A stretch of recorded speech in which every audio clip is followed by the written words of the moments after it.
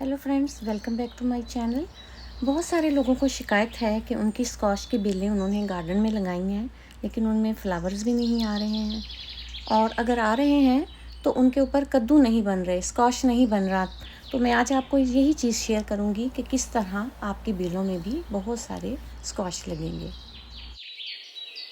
इसका बहुत ही simple solution है, बहुत ही आसान तरीका है। मैं आपको बताऊंगी कि आपको सब समझ में आ जाएगा। आपकी बेल पर भी बहुत ही बड़े बड़े स्क्वाश लगेंगे, जिस तरह के मेरी बेल में लगे। पहले आप मेरा बड़ा स्क्वाश देखें।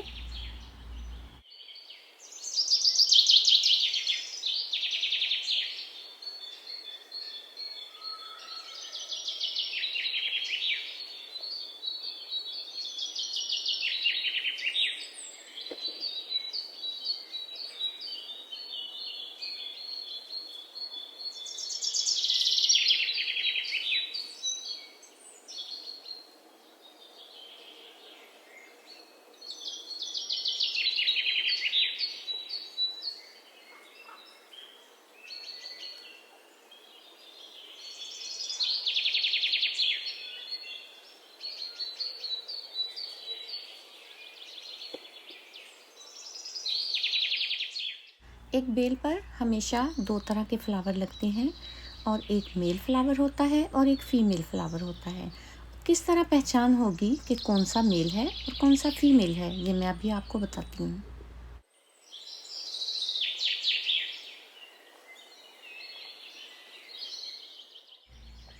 जिस तरह ये फ्लावर आपको नज़र आ रहा है, ये मेल फ्लावर है। इसके पीछे सिर्फ डंडी होती है और एक ऊपर फ्लावर होता है।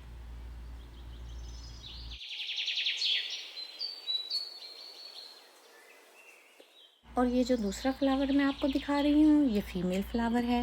ये आपको नज़र आ रहा होगा कि इसके पीछे छोटा सा स्क्वाश बनने शुरू हो गया है और आगे सिर्फ फ्लावर है। अब हम एक मेल फ्लावर को तोड़ेंगे और इसकी हम हैंड पॉलिनेशन करेंगे।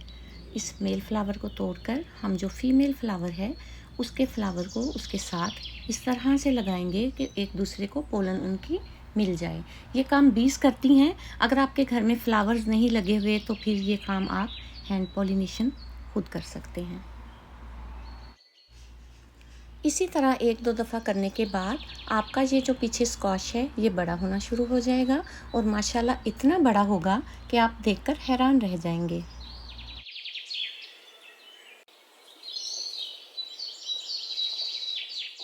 आपने देखा कितना सिंपल और आसान चीज़ है, और किसी भी चीज़ की आपको ज़रूरत नहीं है। कोई भी प्लांट फूड नहीं चाहिए कि लोगों ने बहुत लिखा होता है कि ये वाली फूड डालें, ये वाली फूड डालें, इसके साथ आपका पौधा बढ़ेगा या वेजिटेबल बनेगी। तो ये सब फेक चीज़ें हैं। कोई भी चीज़ ऐसे नहीं होती। अगर आपके घर में फ्लावर के प्लांट्स हैं, रोजेज़ लगाए हुए हैं या किसी भी तरह के फ्लावर लगे हुए हैं, तो जो बीज इसके ऊपर आती हैं वो मेल फ्लावर के ऊपर बैठकर फीमेल फ्लावर पे बैठती हैं, तो उनकी पोलन एक दूसरे को मिल जाती है। और अगर नहीं मिलती तो यही हैंड पॉलिनेशन का तरीका है, और बहुत ही आसान तरीका है। एक दो दिन के बाद आप देखेंगी कि जो हमने हैंड पॉलिनेशन जिस स्क्वाश के ऊपर की थी वो बड़ा होना शुरू हो गया है। डे बाय डे ये स्क्वाश ये लंबा होगा। तकरीबन एवरी डे ये 4 इंच तक लंबा होता है, और ये ऑलमोस्ट 4 फीट तक लॉन्ग एक स्क्वाश बनेगा। और अगर आपको ये मेरी वीडियो अच्छी लगी है तो मेरी वीडियो को लाइक करें, मेरे चैनल को सब्सक्राइब करें, और मुझे कमेंट्स में ज़रूर बताएं कि अगर आपने ये चीज़ की है, हैंड पॉलिनेशन की है, तो आपके कद्दू लगे हैं तो कितने लगे हैं।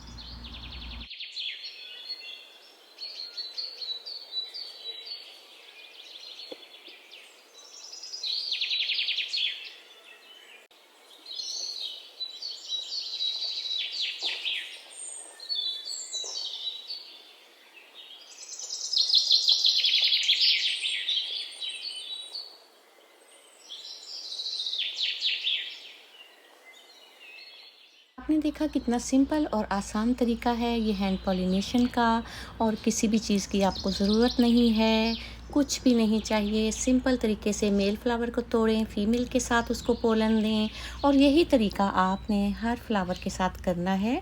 और एक और बात जाते जाते आपको बताऊं कि जो मेल फ्लावर लगते हैं उनको बीच बीच में फ्लावर को तोड़ दें, ताकि आपके फीमेल फ्लावर ज़्यादा आएँ। तो जैसे ही आप ये करेंगे तो आपके बेल भी कद्दूओं के साथ भर जाएगी। और इतने प्यारे और इतने फ़ायदे हैं इनके, तो आप बनाएं और इनको खाएं और हार्वेस्ट करें मेरी तरह और एंजॉय करें। अगर आपको स्क्वाश के साथ कोई रेसिपी चाहिए तो वो भी मुझे ज़रूर बताएं, तो मैं आपके लिए ये रेसिपीज़ लेकर आऊँगी। और मुझे कमेंट्स में ज़रूर बताएं कि आपके भी स्क्वाश अच्छे बने हैं या नहीं। मैं तो सीज़न का फर्स्ट स्क्वाश हार्वेस्ट करने लगी हूँ। आप भी कीजिए, उगाइए, खाइए, एंजॉय कीजिए और मुझे दुआओं में याद रखिए। And see you in my next one.